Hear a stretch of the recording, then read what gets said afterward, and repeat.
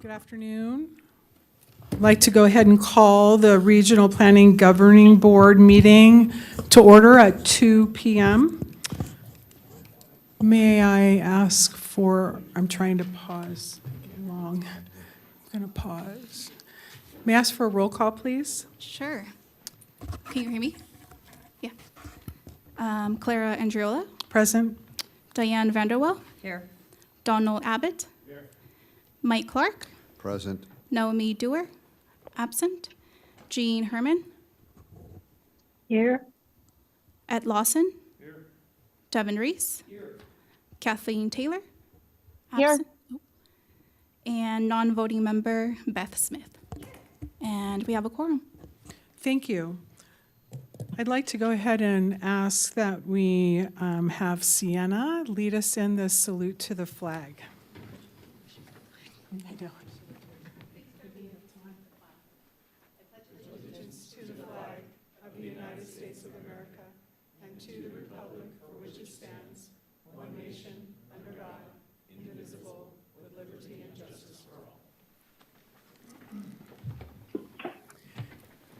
Thank you. We're going to go ahead and move to item number 3, approval of the agenda. Does anybody have any changes? If not, I'd go ahead and like to entertain a motion, please. Madam Chair, I move to approve the agenda. Second. Member Vanderwall, motion, second by Member Reese. All in favor signify by saying aye. Aye. Any opposed? Motion carries unanimously. We're going to move to item number 4, approval of the minutes for October 10, 2024. Does anybody have any changes or notes? Seeing none, yes? Move to approve October 10th, 2024. We have a motion by Member Vanderwell. Do we have a second? Second. Second by Member Reese. Any discussion? Hearing none. All those in favor signify by saying aye. Aye. Any opposed? Motion carries unanimously. I'd like to go ahead and call for public comment at this time. Is there a statement that is read? No, not for this item. Okay. If there's no public comment? No public comment. Thank you so much.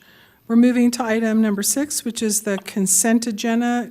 Does anyone have anything they'd like to pull from the? Madam Chair, I'll move to approve the consent agenda as posted. Thank you. We have a motion by Member Reese, a second by Member Vanderwall. Any discussion? Hearing none, all those in favor signify by saying aye. Aye. Any opposed? Motion carries unanimously. We're going to go ahead and move to item number 7, business, and we're going to move to a public hearing. Item number 7A, I'm going to open up the public hearing for the Regional Plan Amendment, York RPA 24-003, possible adoption of the Regional Planning Governing Board Resolution 24-02 regarding an amendment to change the regional land designation for the subject site from Tier 3 land to Tier 2 land, the approximately plus or minus 14.5 acre parcel APN 041-051-59 located at 70 Bear Mountain Place. Mr. Smith. Thank you, Madam Chair. This is Jeremy Smith for the record. We have Regional Planner Chris Tolley is going to take us through a presentation on this item. Good afternoon, governing board members. Chris Tolley, Team RPA. This item is a regional plan amendment for the York Amendment to the Washoe County Master Plan. That case number is RPA 24-003. Start with the overview for the case. So as noted, this item being considered is a regional plan amendment, which would change the regional land designation on the subject site from Tier 3 to Tier 2. This would allow the proposed amendment to the Washoe County Master Plan, which was reviewed at the Regional Planning Commission's December 2nd meeting, and we'll cover the details of both components on the following slides. Additionally, the Washoe County Board of County Commissioners approved the proposed Master Plan Amendment and Regional Plan Amendment sponsorship at their October 8th meeting. And finally, the RPC and Regional Planning staff both recommend adoption of the proposed amendment to the 2019 Truckee Meadows Regional Plan. As mentioned, the approximately 14.5 acre subject site is located at 70 Bear Mountain Place, which is southeast of the intersection of Woodchuck Circle and Bear Mountain Place. Subject site is currently located in the Tier 3 regional land designation, which again is being proposed to be changed to Tier 2 through this item. And then to provide the other component of this, the conformance review, which was considered again by the Regional Planning Commission at their December 2nd meeting. The overall proposal includes an amendment to the Washoe County Master Plan to change the land use for the subject site from rural to rural residential. The RPC did find this component in conformance with the regional plan, again at their December 2nd meeting. Additionally, the proposal considered by Washoe County includes a regulatory zone amendment from general rural to high-density rural on approximately 7.1 acres of the subject site and open space for the remaining 6.7 acres of the subject site. And this is, again, what the RPC considered at their December 2nd meeting. The colors kind of blend together here, but the one on the left shows the rural land use to the right of Bear Mountain Place in the highlighted parcel. And then the one on the right shows the proposed amendment going to rural residential.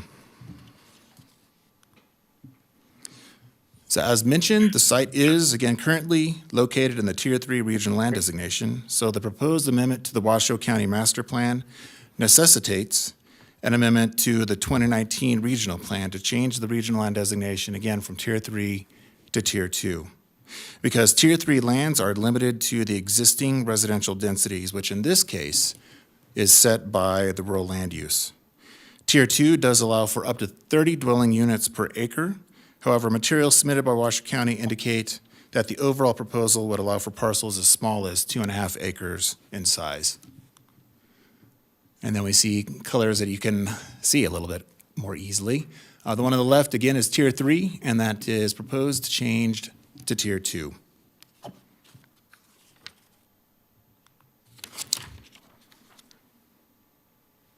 And then to move on to policy RC10, which identifies a criteria for consideration by the RPC and RPGB when looking at or evaluating a regional plan amendment. We'll go over the analysis presented in the staff report.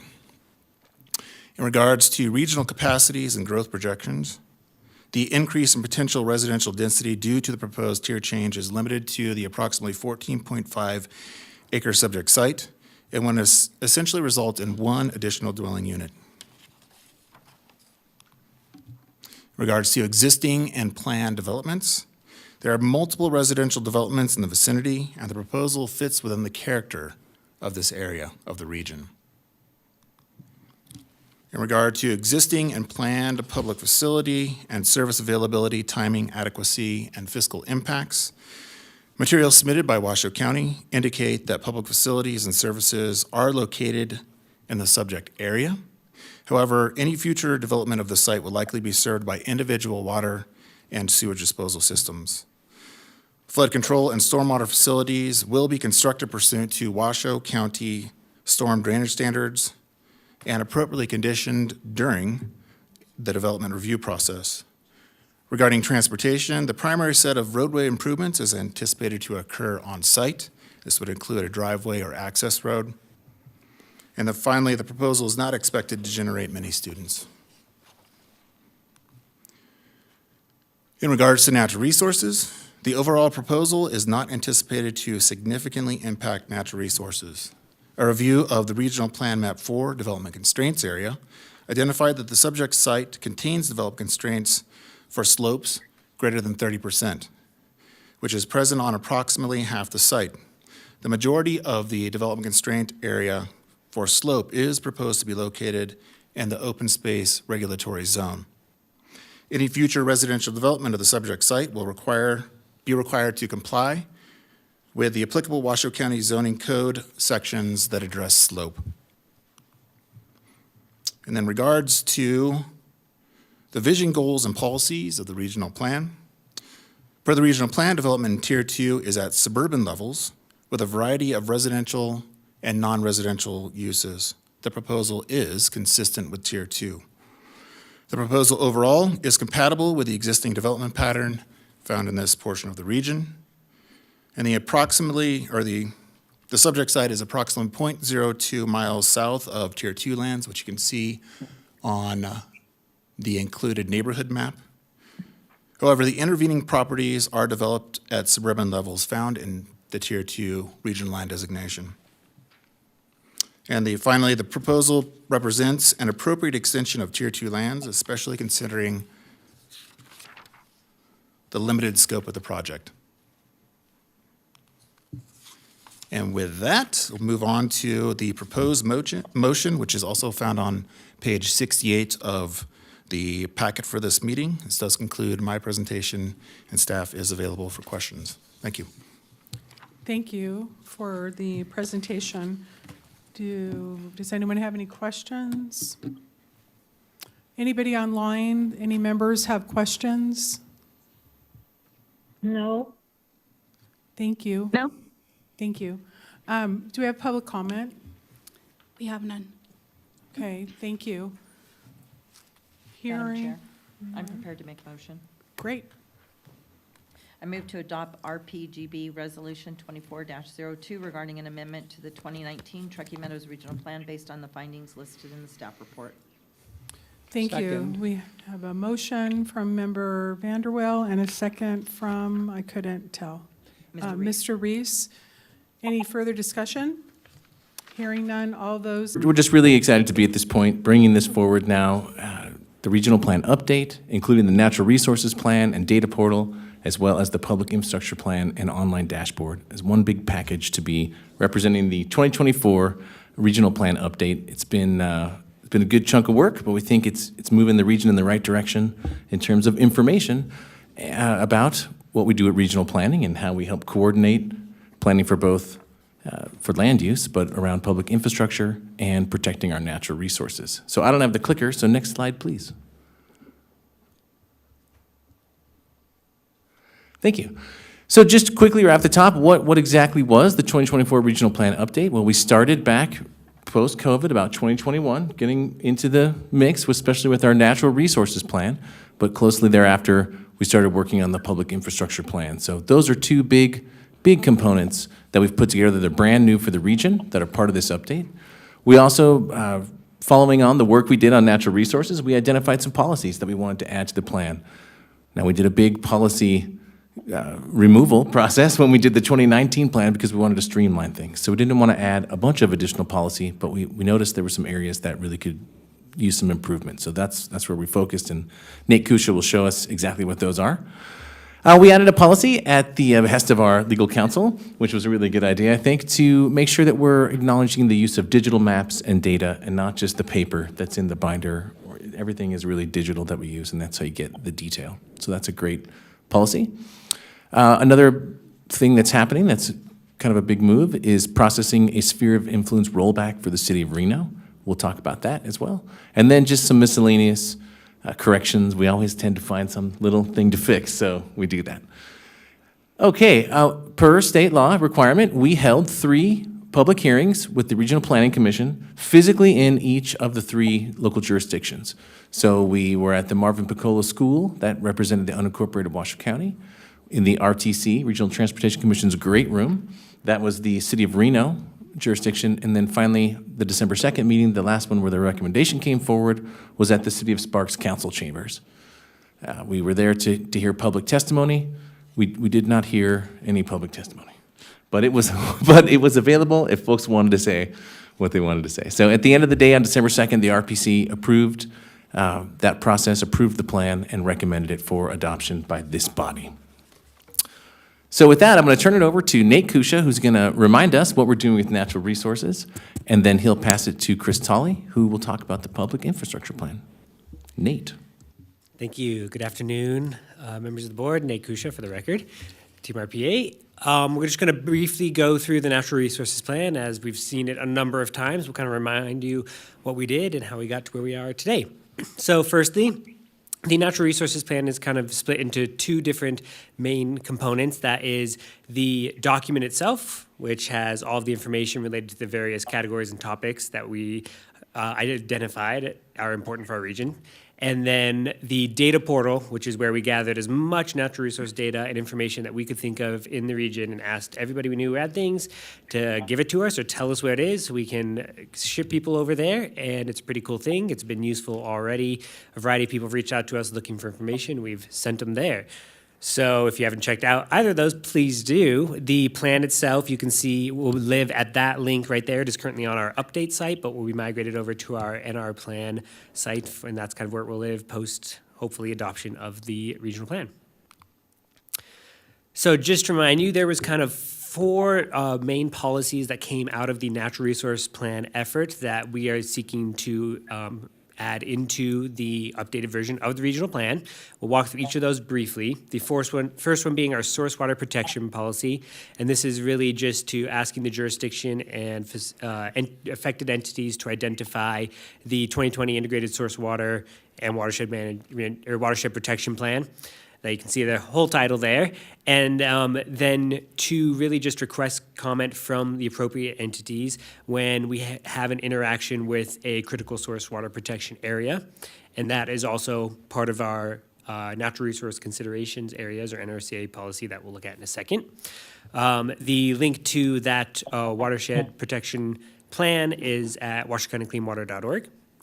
Similarly, we have our regional trails policy, which is pretty much identical to the last source water protection one, but with the trails plans. We have the Truckee Meadows Trails Plan and Report, which the Truckee Meadows Trails Group has put together. And it's a great document. So we're asking the jurisdictions and entities to just recognize that plan, that it's out there. So we're all using the same sort of materials in planning for these types of things. And then we'll be requesting comment from the appropriate entities during development to make sure that we're not missing possible trail connections, things like that. The Truckee Meadows Trails Plan Report is found at the tmparksfoundation.org. That's the Truckee Meadows Parks Foundation website there. That's the link to that one. We then have our tribal coordination policy. So as we've discussed many times, we've recognized over the last, however many years that we really need to increase our interaction with the tribal governments in the region. And so we at Team RPA have set up a process for regular meetings, really next sort of quarterly meetings with the tribal governments or the stakeholders therein, probably be the planners from their governments.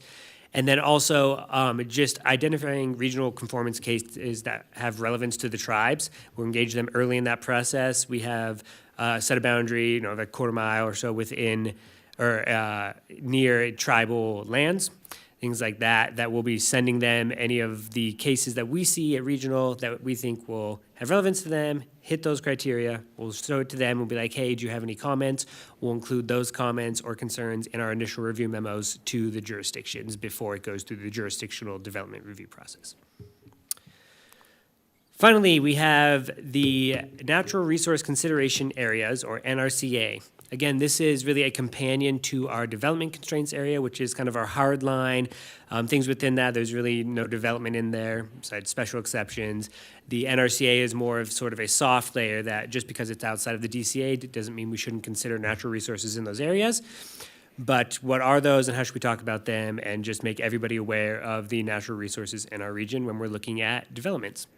So we'll be utilizing a spatial check for all the data layers that participate in this policy, which we'll see on the next slide there. During our initial review memo, we'll provide a readout of all the interactions and kind of the percent coverage of any of those interactions on that site as well. And then this will also just be made available as a tool on our website for anybody to use, so local planners can use it in their local jurisdictional casework as well. So with that, here's kind of our map on the left here. That will be the map that you see printed in the regional plan. However, it does not show all of the NRCA layers, just because if it did, it would be a giant mess, because there's a lot. So on the right side, you can see all the layers that are participating in this policy, though, and these have all been vetted and are from reliable sources and are regularly updated and maintained as well. So we want to make sure that was important to have that type of data participate in any of our policies. So yeah, that's that. With that, that's kind of where we got to with the Natural Resources Plan. I'm going to hand it off to Chris Tolley to talk about the Public Infrastructure Plan. Good afternoon. Again, governing board members, Chris Tolley. So we're switching from the natural environment to the built environment. The public infrastructure plan, as you know, it's really two and then kind of a third component, but we have the document itself and the regional spending summaries, which are contained on the dashboard. So that's really the two components of this effort, and this was, again, organizing and summarizing our regional understanding of public facilities and services. And this effort and the resulting products really help us to further our NRS mandate or Nevada revised statutes that are contained in that particular section, 278.0274. And the primary, when staff is thinking about this, one of the primary pieces of this is to really emphasize the regional coordination, and it certainly took a bunch of regional coordination to arrive at the place we are today. And this, again, another central component is to help inform our decision-making process, particularly the link between the land use side and the public infrastructure side. And we invite you guys to take a look at the actual products at teamrpa.org/public-infrastructure-plan. And just as a reminder, even though you've seen this multiple times, the NRS mandate identifies the 5 areas of public facilities and services that we are to look at as part of our regional process, and that includes water, schools, stormwater and flood, transportation, and wastewater. All right, so the two components again, we have the document and dashboard, and the document is really intended to be a regional summary of all things infrastructure related to the 5 domains that we saw on the previous slide. So we start with essentially, I think it's 8 sections to the document. Section 1 is, chapter 1 is the introduction to Team RPA and the PIP goals and the effort summary. Chapters 2 through 6 address each of the different domains. And as is the case, the regional summary provides the high level. And what we envisioned in creating this is that for folks that wanted to delve deeper into each of the domains, this document would help identify the pertinent elements, such as the regional water management plan or even code sections at the locals for each of the different domains. And then chapter 7 is a small, I think, a 2-page conclusion. And then we have the appendices, which includes the case studies that we presented on earlier in this process, the regional spending, that is everything. And then another cool component of this is the domain funding sources. So in regards to the actual document, we internally wrote it and then shared a draft version with our consultants who are integral in this process, absolutely integral.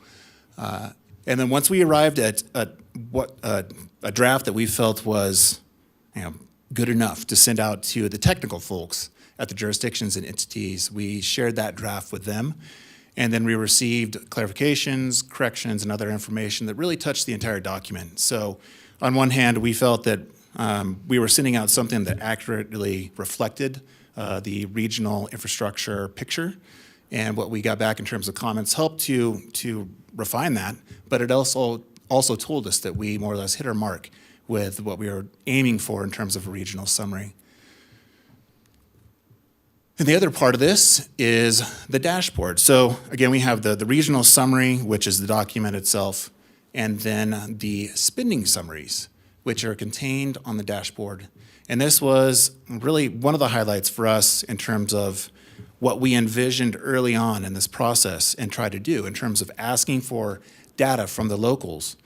And this was another portion of this effort where our consultants helped us to really refine our ask, what we were asking for, where to look for the information, and how to represent that. I don't know if we have the website up. I did not ask. There we go. So pip.dashboard, if you use the rest of our website, pip.dashboard takes you here. And if we could just slowly scroll through and land on, this is one, when we're talking about regional investment and growth. Those are really the 2 primary buckets that we have for investments that are occurring, either reinvesting in ourselves, reinvestment, or growth, that is new capacity, new facilities that could be constructed either by a public entity or developer. And if we actually stay on that portion of it, Let's go up a little bit. So this is, I believe, the overall spending summary for the region. And the thing to highlight here, when you're looking at this, and this is the same for each of the different sections, is that we look backwards and also forwards. When we're looking backwards, we're looking at things that were actually built, and we're utilizing products that are actually produced at the jurisdictions and entities, the financial documents.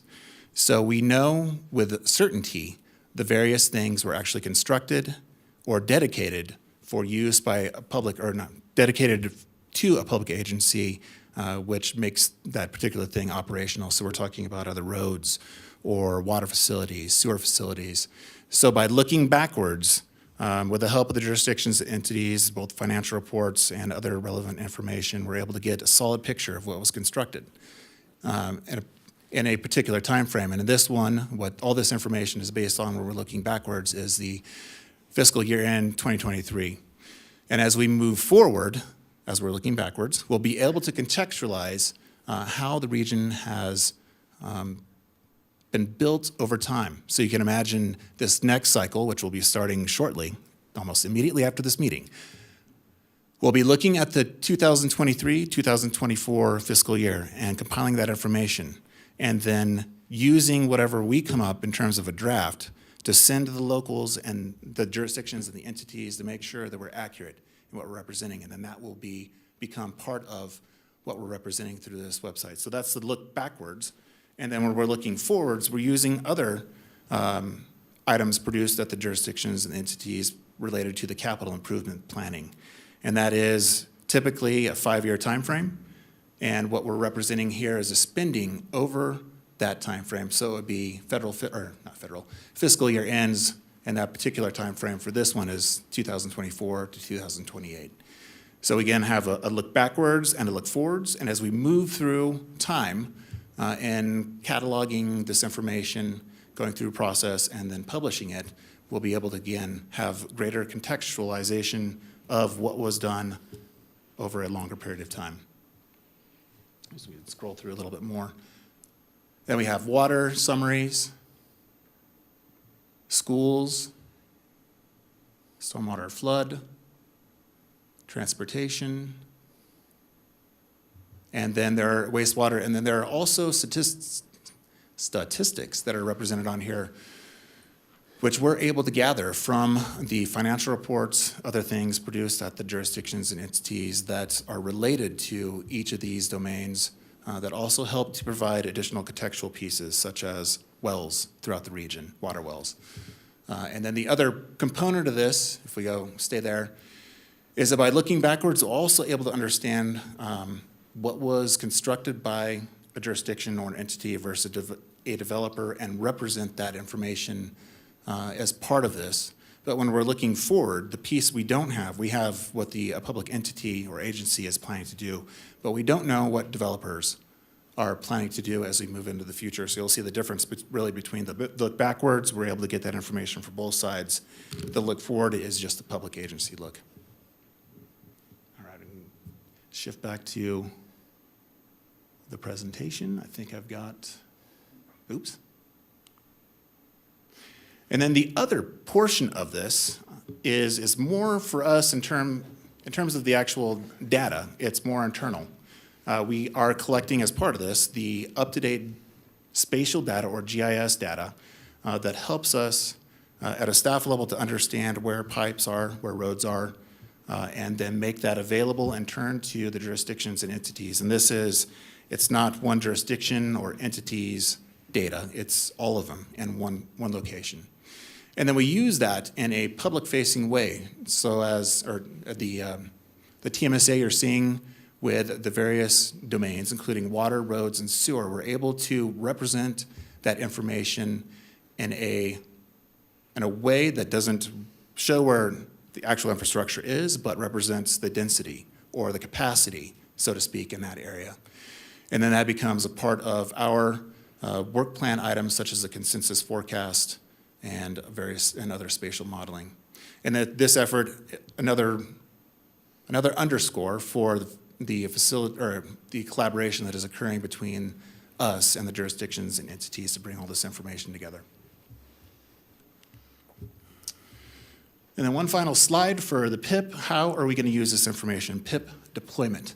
So now that we've turned the spigot on and the water in this instance is coming out, we're able to use this information for our processes, regulatory functions such as conformance reviews. And the case that we saw earlier, York, when we initially saw this, I was able to go in and actually look to see where the water pipes were, where the sewer pipes were in proximity to this to understand that component. And that information would be available to the locals as well, looking holistically again across the board at all the public infrastructure data that's available, spatial data. And then also support our work plan, what I mentioned before, the Washoe County Consensus Forecast and spatial modeling, and using the data, the GIS spatial data, to help inform where we have adequate infrastructure to serve development. Benefit to the jurisdictions and entities. What we've heard from staff is that if there is a question about, let's say at the front counter at one of the jurisdictions, and somebody wants to know what kind of money is being spent in the region for sewer, they can send them to the dashboard to see the overall. And then if there are particular questions, let's say about water, that would be an appropriate time to send somebody to TUMWA or SVGID. As well as the Truckee River Flood Management Authority thought that this was an excellent avenue to highlight the work that is being done, their work that is being done through the PIP dashboard and the actual PIP document. And then these products, again, will be updated annually. We'll kick this off just after this meeting to ask for a refresh data. But really that is, we've established it and now we're in the process of updating, will be in the process of updating this. And we're gonna piggyback on our existing Truckee Meadows annual report vehicle where we ask for all the information, the data on a yearly basis. And with that, I'll shift off to Catherine or Mark. Yeah, hi, this is Jeremy Smith, the record, really quick. I just want to introduce, thank you very much, Chris and Nate, for that. I want to introduce our consultants for the Public Infrastructure Plan project. It was Hansford Economic Consulting. We have Catherine Hansford on the line, and Mark Voorhees here as well, who worked with Catherine, to really help us understand the fiscal side of things, because we're pretty good at land use, pretty good at GIS, but the financial side, we definitely needed some help, and so that's what we got from HEC. And Catherine would actually like to say a few words about her perspective on the process. So take it away, Catherine. Yes, thank you. And it's very gracious of you to give me a slide in this presentation. I do want to say how wonderful it's been to work with TMRPA staff on this project and truly feel part of a team in bringing forth a truly excellent product. The first thing I want to say is that TMRPA is on the leading front of regional accounting for public infrastructure. One of the tasks in our scope of services was to look at some case studies and see what we could glean from them that might help structure the PIP document and effort. And we did find some helpful case studies, but really ultimately we found we needed to work with the data that we could get and not be asking a lot more of each of the agencies in this data ask, and put something together ourselves. And so we found a way to use the local information to do that. So as Chris said, really it goes beyond that legislative requirement. This document, this effort has become a tool for regional planning. It shows the trends in the area, and it's going to become, I think, more and more valuable over time as you start to see trends and you see stories coming out of that. A couple of other points. I think it becomes a wonderful portal for each of the agencies, and think of other regionally serving agencies like the Western Regional Water Commission that can take data from TMRPA and it'll help them with their work. And also gives some presence to some of those regional agencies that tend to have less exposure. Some essential services tend to be out of sight, out of mind, and I think the PIP really helps to highlight the critical nature of their roles in the region. And finally, on the online dashboard, this is providing a very innovative way for public to easily digest that regional infrastructure investment information. It's broken down very clearly, and ultimately, that's the end goal, is to produce something that people can understand. And as I said, I think over time we'll create a story. Thank you. Thank you very much, Catherine. This is Jeremy again for the record. Appreciate that, and it's been wonderful to work with you and Mark through the process, so thank you so much. Just kind of wrapping it up here, again, other minor policy updates. So we heard from Nate the specific natural resource policies. We've now established a public infrastructure plan. And again, we are adding this 1/5 policy to recognize the use of digital data and maps. We have a few text updates throughout the document, throughout the policies, to recognize the new policies, some slight shifting of the order of things. But just nothing substantive, all about text and making everything jive together, really. Those miscellaneous corrections I mentioned. And then there is this SOI rollback. So an SOI rollback basically means that certain parcels are being removed from the City of Reno's sphere of influence. We did a very similar process in 2019 with the City of Sparks. In this case, the parcels that are being removed, which if you look at that map of the TMSA, they're in orange. Those are all federal, or one is a Nevada state parcel, but they're all public parcels. And these parcels have not been indicated in the lands bill that is currently in Congress. And so given that development is prohibited for our DCA policy on these parcels, we targeted this as hopefully an easy win to basically more accurately and honestly portray where in the sphere of influence for the City of Reno can future development actually occur. And so at this point, we're asking to roll the parcels out of the sphere. Following this and following the update, if adopted, we have to ask the jurisdictions and all the entities to resubmit their plans, their master plans, for a conformance check and some changes to bring them up to speed with the things that we're asking and changing. So at that time, we will work with both City of Reno and Washoe County staff to identify the tier status that the parcels should go to as part of that process, as well as if they maybe should, in some cases, just come out of the TMSA completely if they're on the edge and there's really no future of development. So that'll be coming back at a future date when we do that. But for now, we're just asking to roll them out of the sphere. Next slide, please. Sorry, wrong button. Next slide, please. I thought I was changing the slide with this button. That was really silly. So that would have been neat. Final thoughts. So a huge thank you. I mean, it's been a long process. We've been talking about it for a long time. We've had help from everyone, including the folks sitting here today. Thank you. Folks on the RPC, the staff at the local entities, agencies, jurisdictions, our regional plan update working group. We've also done a lot of events to engage the public, community conversations, hanging out at Rancho San Rafael, hanging out at Bartley Ranch, going to breweries and seeing if people will come have a beer with us to talk to us. I mean, just generally trying to get the word out and make sure there's ample opportunity for folks to weigh in. And we have had some engagement and I think learned some good stuff. So always love the public process. But it's been a team effort, so thanks everyone for helping out along the way to get us here. I think it's really critical that every single piece of this is reviewed annually. So the state law says we got to do a 5-year update of the regional plan, and that's mandated. But in fact, it also mentions that we need to look at the regional plan every year. And so we do that typically in the October timeframe, and we make sure that, you know, we're doing all the housekeeping and cleaning up, and any changes that are necessary are addressed at that time. We'll also be doing that in terms of the natural resources and public infrastructure components as well. So that throughout the year, if we might learn something. For example, I just heard today from a staff member at Reno that they got some comments about our horses chapter in the natural resource plan. So already we have some changes that we can start implementing, and make sure we have the most accurate stories and data, in those documents. But that's something that will be coming back every year in October.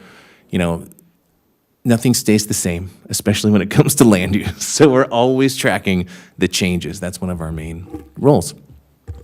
And so I think what's fantastic about, creating these products has been the natural resources, information, and storytelling, narratives, and the public infrastructure sort of guide and understanding of the data and the spending really helps us create a very strong foundation based on accurate data and information for our policies and processes in the regional plan. I mean, that's key. Why are we suggesting a certain thing? Why do we say the things that we say? Because they're based in this good, accurate information that we've spent, hours and weeks and months compiling, and we're constantly staying on top of. So we want to make sure that, the information is there. Most folks kind of want the soundbite.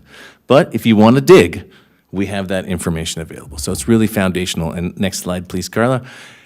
to the foundation, right? So now we have these pillars, as I've been kind of talking about it. We've established now our natural resources component. If we're going to do future natural resources work, we have a place to do it and to kind of ensconce it and have it fit into our program. Likewise with infrastructure. We're targeting that middle pillar for the next move as we move into the next year.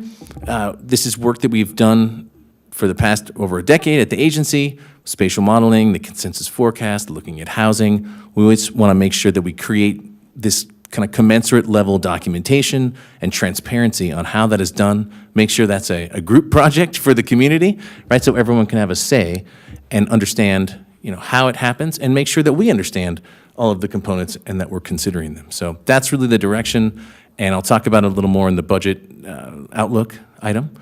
But with that, that wraps up the presentation for today. And on the next slide, we have a suggested motion that's also on page 84. And of course, we're happy to answer any questions you might have. Thank you. I want to thank everyone for all their hard work. It's amazing. I really was thinking as you were going through everything, you really raised the bar, and the consultant actually shared that in terms of not just here regionally, but just really even nationally, raising the bar. And it means that the other jurisdictions then, their bars raised too, right? The folks that are actually putting information into this so that it can be analyzed, I think is a commendable. It's a heavy lift. I can't imagine. You guys are all really smart people, so thanks for being so smart. Do any of the members have any questions or comments? Madam Chair. Sure. Member Thank you Reeves. so much. Mr. Kusha, Mr. Talley, first of all, thanks to both of you. I know that, and I can't see Mr. Kusha, he's hiding back there. Yay, there you are. I know that you represent a team, and everybody has worked very hard on this, but I thank you for conveying the information so adeptly. There are some really exciting things in the plan, and from my perspective, I'll just mention two of them, or maybe just focus on one of them. One is the trails connectivity. I think that is something that will outlive all of our time on the body, and certainly has the ability to transform the connectivity to the natural world in our region. I know that even just the inclusion of it in this gives some sort of momentum forward-looking for additional development of that space, and for that I am very grateful. We, of course, regionally and for a long time have really tried to increase the access to trails, but not only that, but just the placing of them on maps. And then as we work across jurisdictional boundaries, there's also been a movement towards, for example, at the RTC, where Mayor Lawson and I have the privilege of serving currently, a way to connect that to the ways in which we are planning for bike routes and for just connectivity in a broader sense. And so it helps us to do that when we are pushing regionally as a part of that. The second thing I think is very interesting is the PIP. I think that is also particularly innovative, perhaps not in other places, but for us it is the first time I've seen it gathered in one location and really thought of collectively. And so each of the jurisdictions on this body are well represented, and we have good relationships among the various bodies. That document is really a planning and a long-range planning document in my mind for how we approach those issues. And so I think, although it has been a several-year process to get to this point, I think it's been well worth it on those two issues. And of course, there are issues with the sphere of influence that I think are relevant and informative, things which are, I suppose, in many ways cleanup of those spaces. But again, I think just the collective will towards action that is represented by the plan is of importance and relevance to me. And so, Dr. Smith, thank you for your leadership in the space. Thank you to my colleagues on this board who, wanted it to see us look at the natural world, the built environment, trails, areas that perhaps we haven't uncovered before, because I think it'll be a document that we can use to build upon our region's bright economic and natural resource planning efforts. So thank you very much. I appreciate it. I'm happy to be supportive. Thank you. Any other members, comments? Members online? None for me, Madam Chair. Go ahead. I was Okay. just saying I don't have any questions. Thank you, Madam Chair. Thank you. I have a couple questions. And do you have links, the fact that there are regional partners, whether it's WRWC that I serve on and some other partners, do you have links there that take them so that if you're looking into a particular pillar or category that you can go to either a jurisdiction or a regional partner? Just curious.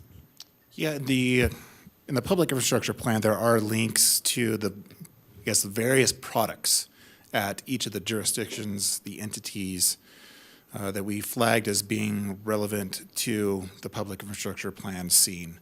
Don't know if we have one specifically to WRWC in there. I think we do. Yeah. Oh, okay. So, yeah, we've got the actual entities, and then I think the selected plans or code sections, which is being represented in the actual document. So it's not on the dashboard or front and center on the webpage, but that is certainly something that we could think about implementing at some point in time, even over the next year.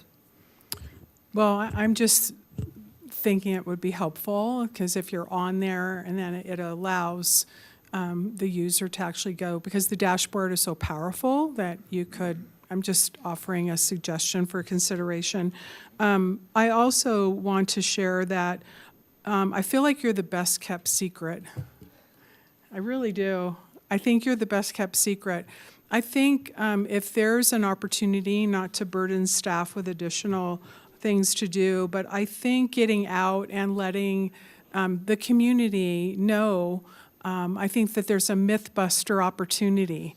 There's a lot of folks who, everyone's been here in various, periods of time, and, feel the growth and feel it, and not necessarily understand all the compliance that's required, all the jurisdictional, all the things, but regional planning, the master plan. And I think that there may be an opportunity to kind of celebrate you putting, I was going to say on the map, but you did. You really have put this region on the map, and I feel that there's an opportunity to help celebrate that, and so that people who are making, their real world every day, saying that there's uncontrolled growth and planning is just not happening the way that it should, infrastructure is not being looked at, really, I think that, again, you're the best kept secret, and I don't think you should be. So I'm just throwing out an idea from a marketing, informational, fact-based perspective. Had the distinct pleasure of having Dr. Smith, along with many others at the Spanish Spring Cab, to really try and set the tone, to try and be fact-based so that people can have information to get to wherever they are wrestling with, and to also have a place where they know where they can have a voice, which is really critical. So I just wanted to throw out a couple of these items, and thank you so much for the indulgence of listening to that. If there aren't any other comments, I'll go ahead and ask if there's public comment. We do. We have Jay Howard wanting to make a public comment for this Great. item. Thank you.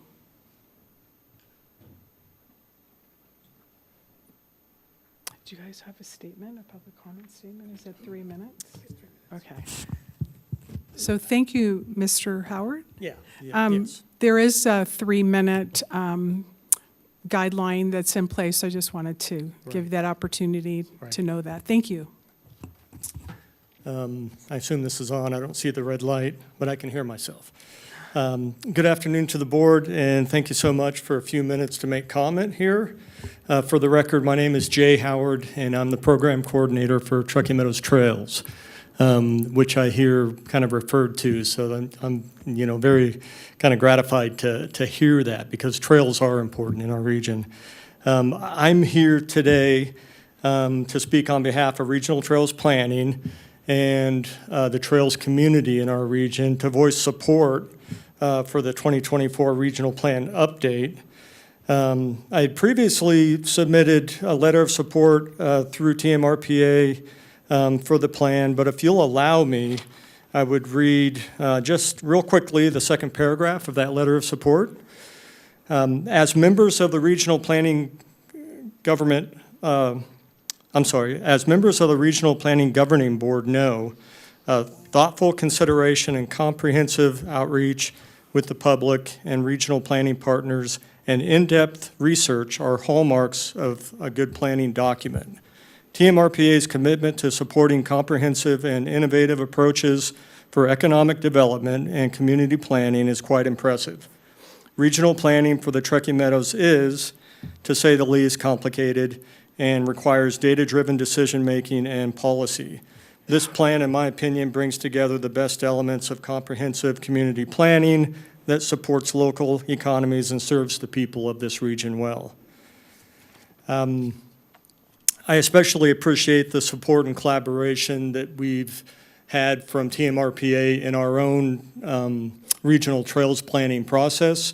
It was mentioned before that we do have the trail plan and report. We've also expanded upon that plan set. We now have the Truckee Meadows Regional Trails Plan, which the plan and report is sort of foundational for. So I really appreciate the support that we received from TMRPA on that. And of course, the reference to regional trails that can be found in this 2024 regional plan update. Thank you. Thank you. Any other public comment? No, that's it. Thank you. Well, this is an exciting day after what, like 5 years? So I'm not going to delay this any longer. I'd like to go ahead and entertain the request for a motion to approve the resolution. Okay. I move to adopt Regional Plan Governing Board, RPGB, Resolution 24-03, adopting the comprehensive 2024 Truckee Meadows Regional Plan. We have a motion by Member Vanderwell. Do we have a second? Second by Member Abbott. Any discussion? All those in favor signify by saying aye. Aye. Any opposed? Aye. Motion carries unanimously. I'll now close the public hearing and move to item 7C, informational presentation, discussion, and possible direction to staff regarding fiscal year 2025-2026 budget. Dr. Smith. Thank you, Madam Chair. Jeremy Smith for the record. I just have a quick budget preview presentation for you. So we'll go to the next one, please.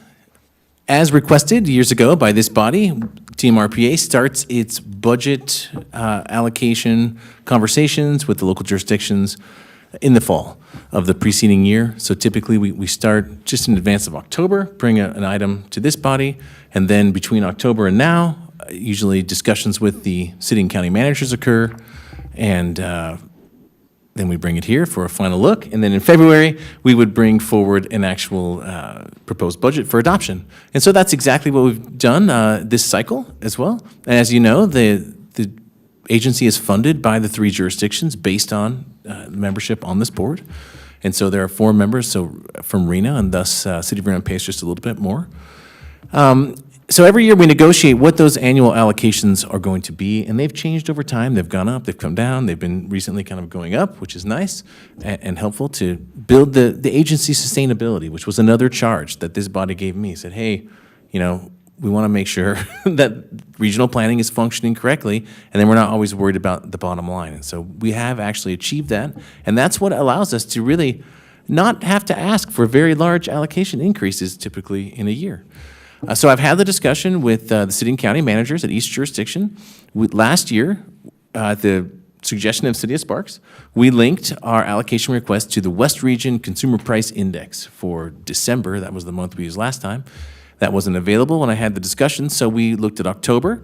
And you can see from the graph there at the very far right, the red line, in October it was 2.1%. So that was the amount that we started the conversation with and the amount that we think we actually need to continue that sustainability for the agency. Next slide, please. That goes to this table, which, you know, the big number there is it's about a $22,000 increase across the 3 jurisdictions. You know, we over the years have actually had pretty good savings, And so we've built an adequate fund balance that now I think it's appropriate to target for, specific things we might need, but at the same time, keeping up with the cost of inflation, and that's what this allows us to do. So everyone was happy with this number, and I got no pushback from any of the jurisdiction managers on this request. So this is the assumption we'll move forward with, unless you guys tell me to do something different after this. Next slide, please. So we'll continue our shared work programs, ideally with the Regional Transportation Commission. That's been very useful and been in place since, I believe, 2012 was the first one. It allowed us to co-locate in the RTC building. We get IT support and some other like phone support. And then we provide services in the GIS realm to help them with their transportation demand modeling, the regional transportation plan, or anything that they ask us to help with, where we jump in there and do it. Likewise, we have a great relationship with the Western Regional Water Commission. We have a shared services program with them as well, up to $50,000 annually. For that, it's been going really good. We've done stuff like we're helping them by Shawnee design their website and a lot of their marketing materials, and we help them to host it, and we're going to help them with the regional water management plan as well. And as Catherine Hansford mentioned, there's an integration there between what information we're asking for annually around public infrastructure and capital improvements and what's been spent with the work that Catherine has also helped Kim Rigdon at the WRWC do to update the regional water management plan.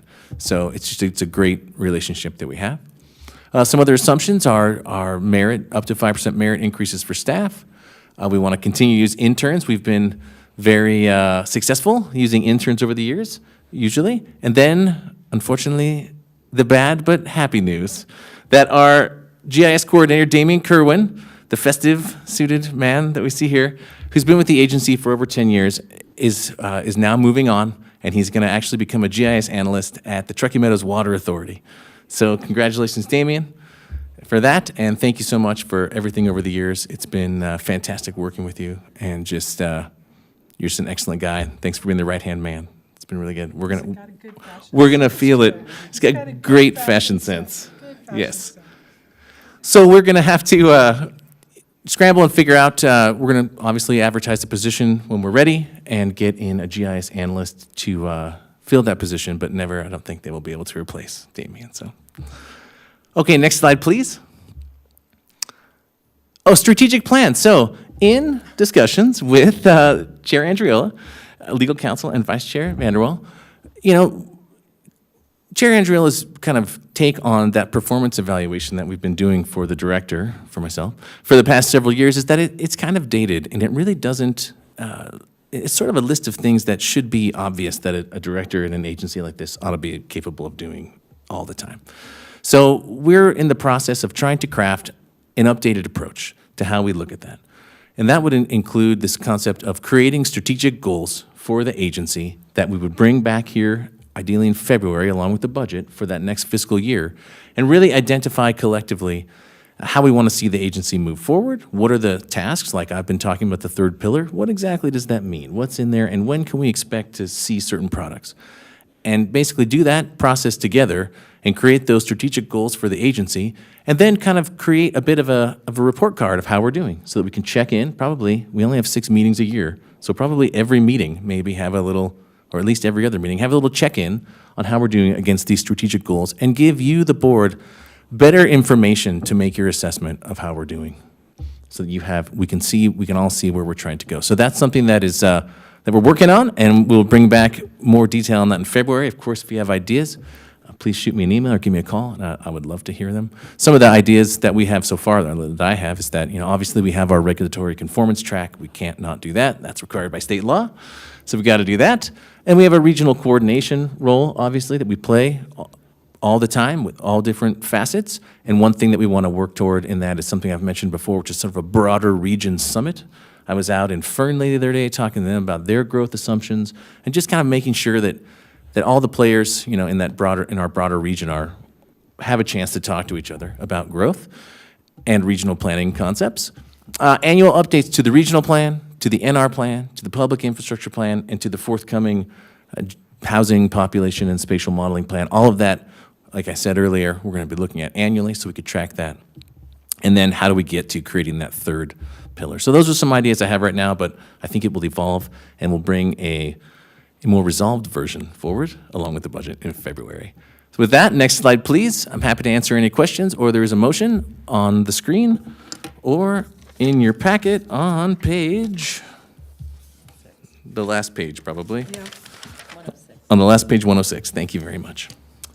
Thank you, Dr. Smith, and thank you. Thank you for your service. And yes, I want that jacket, but it's very cool. Are there any questions for Dr. Smith?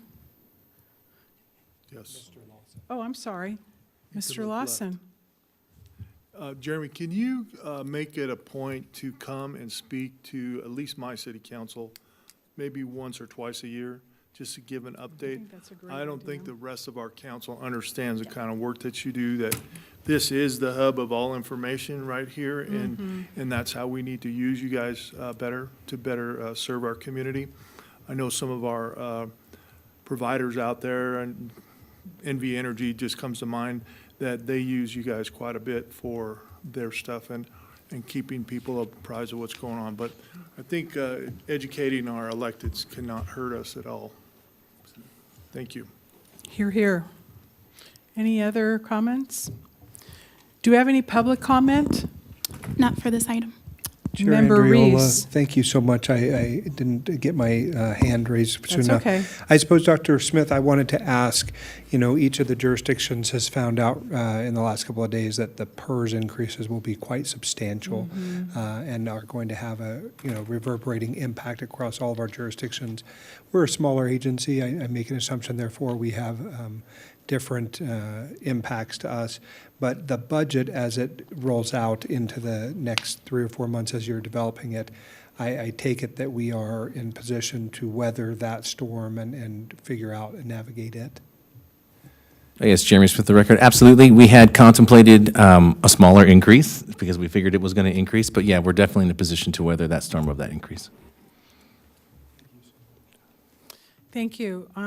Any of the members online have any comments?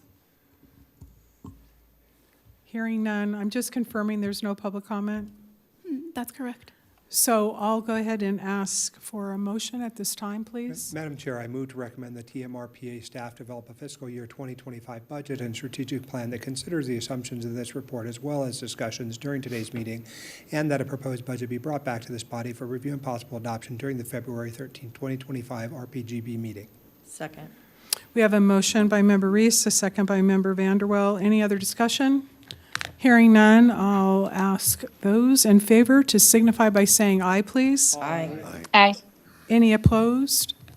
Motion carries unanimously. Thank you. Thank you. We'll move now to 8A, the report by the Washoe County School District Board of Trustees. Ms. Smith. Thank you. Thank you, Chair Andriola. All right, so I've got some show and tell up here. We had the topping out ceremony for the wait. Debbie Smith CTE Academy. So you'll see Chair Andriola up there with me, along with Sparks City Councilwoman Charlene Bybee. We were also joined by Vice Chair Diane Vanderwell, and then also Commissioner Clark was there too. This was particularly exciting because we all know the history between Hug High School and then also the Debbie Smith CTE Academy, and we really appreciate all of the support and for you all being there. Bit of a preview, we will also have a topping out ceremony for the new Vaughn Middle School. That'll be in the spring. And for those of you who don't know what a topping out ceremony is, because I had never been to one, it's where they place the final beam on the structure before they begin all the work inside or begin to finish that. So wanted to say thank you so much for being there. We did award, our board awarded the construction contract for the new elementary school instead. And just as a reminder, that's an example of us moving off of a main road to a secondary area, because of course we know we would not prefer to put schools on main arterials the way that we do now. And wanted to really recognize the newly formally announced City of Reno manager, Bryant, and then also Councilmember Reese, because now that we are moving that school site, it means that we do have that parcel of land, and we are committed to using those spaces for community benefit. And both City Manager Bryant and Councilmember Reese have been particularly helpful as we imagine how to use these spaces in service to our communities and our cities and counties. Really wanted also to recognize the deft expertise by Dr. Smith and then Chair Andriola and Vice Chair Vanderwell with our PRS meeting. fantastic. You know when you're in a meeting where good stuff is happening. So I wanted to make sure to publicly recognize you for that. The Washoe County School District has their work underway, working with the TMRPA to update our facility master plan because we will be submitting for the 2025 conformance review in alignment with the regional plan that was just approved. Our board also recently, earlier this week, approved the sale of a parcel of land at Reed High School in Sparks to RTC in support of the Sparks Boulevard Regional Roadway project. And we're always really proud when we can work with all the agencies together as we plan for all the community members that we're welcoming. And then the last will just be a point of privilege. It is not related to construction, but to Sparks Mayor Lawson. I want to say thank you so much for proclaiming December 9th, 2024 as Florence Drake Elementary School Day in honor of their recent national recognition for their academic success. It's always so great when we lift up our systems together, and Principal Shipman is really a wonderful leader. So thank you. You had a Milliken Award winner out of that school, too. Yes, we do. That's right. Says a lot about your staff. Yes. Thank you. Thank you, Member Smith. We'll now move to 8B, Members and Directors Report. Dr. Smith. Thank you, Madam Chair. Jeremy Smith, for the record. Just a short report. Thank you, President Smith, for mentioning the PRS and schools stakeholder meeting that we held earlier this month. We had, I think, really good attendance from the players on the scene, the charter schools, the district was there, leadership from this board, our RPC leadership, and staff of the jurisdictions all participated. And as you guys remember from previous items probably, we've kind of bifurcated our approach to looking at the interaction between regional planning and new schools into a long-range planning component, which is the kind of thing that you would see in our public infrastructure plan, and that really would be the home of where we might be able to highlight more of that information. And also then the project of regional significance side. So we made great progress on the long-range planning side. I think everyone in the room agreed that it makes sense to have as much advanced information about where schools are going to locate as possible. Now, the school district has been an amazing partner, and we receive a 20-year facilities plan. Obviously, the near-term years are probably more reliable in terms of what's going to happen versus the out year, but it's sure nice to know, what you can expect out there. The kind of timeframes that the Charter School Authority at the state level indicated that they could support, at least in this first round, is on the order of 24 to 36 months. So that has to do with their charter application process and the fact that they can have up to one deferment, I believe. And they really need, once they apply for that charter, it starts the ticker and they have to get that school created. So that's really good because that right now we have zero. So that's an improvement from no information to 3 years worth of information that we can continue to check in on annually, and they're committed to helping us with that. And I think folks are also, collaborative in the sense that if there are ways that we can get further out into the future in terms of what we expect on that front, that we'll try to figure out how to do that. So it was a very promising and a great meeting to be involved in. We're going to meet again after the first of the year to really take head-on the project of regional significance aspect, and if we can come up with a guideline, or, do we need a guideline? If we do need a guideline, what is the threshold that we need to have? That needs to be based in our actual understanding and in a sense of agreement among the parties.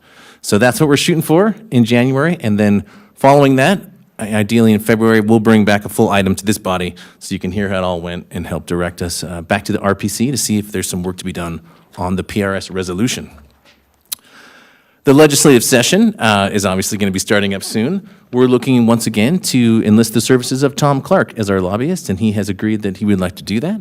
He would be happy to come here at the February meeting and speak to you on that point.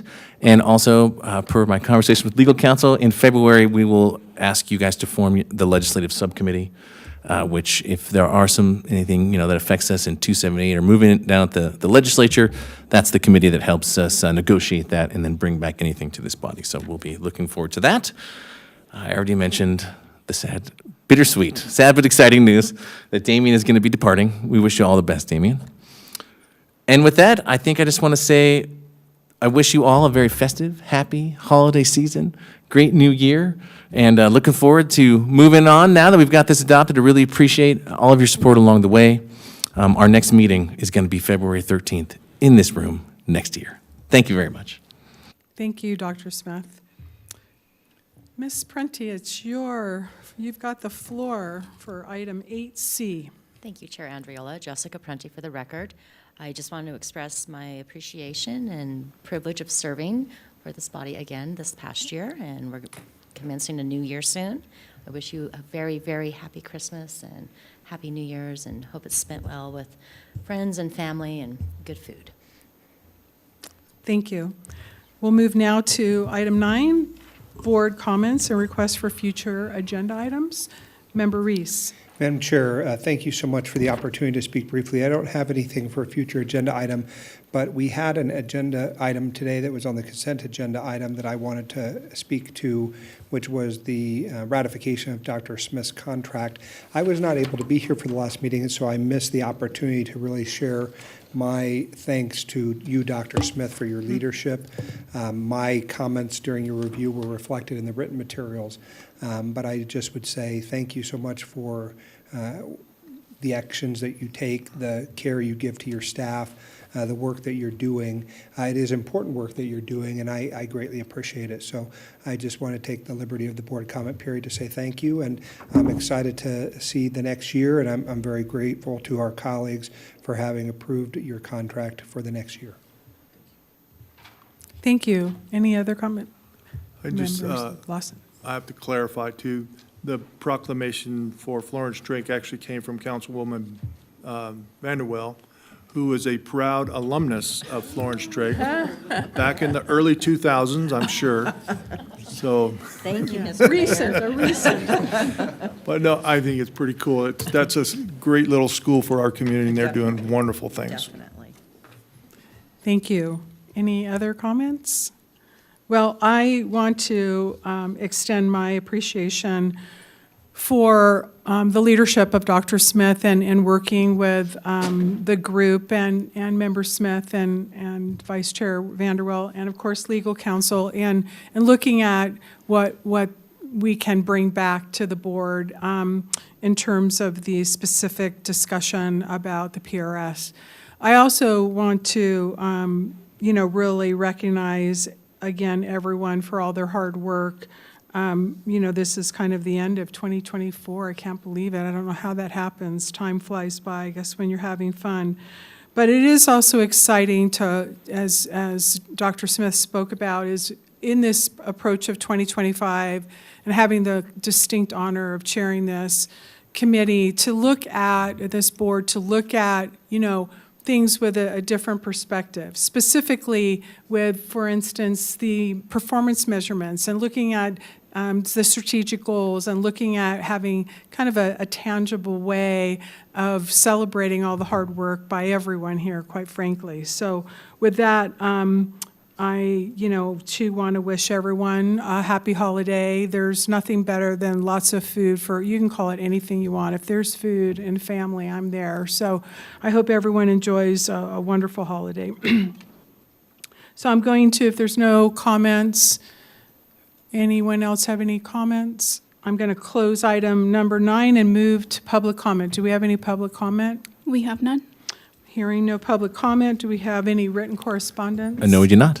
Thank you. We'll move now for Happy Holiday 2024 adjournment.